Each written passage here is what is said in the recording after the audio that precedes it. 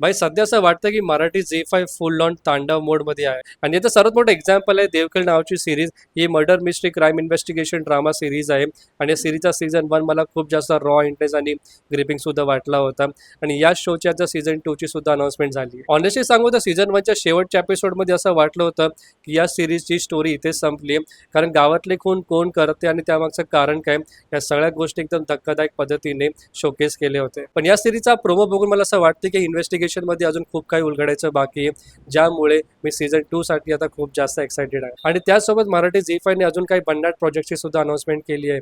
हे काही नवीन सीझन 2, भूतम भयम, अतकित्ता, 112, कोण यशवंत पानसारे, मॉडर्न कॉलनी आणि हसवा हसवी तो एक स्टँडअप कॉमेडी शो असणार. रोमॅन्स असो, हॉरर कॉमेडी किंवा थ्रिलर, जॉनर कोणता असो, मराठी झी 5 प्रत्येक जॉनर मध्ये वन मॅन आर्मी आहे. आता तुम्ही कमेंट सेक्शन मध्ये सांग की मराठी झी 5 वरती तुम्ही कोणत्या कॉन्टेंटसाठी सर्वात जास्त एक्सायटेड आहात.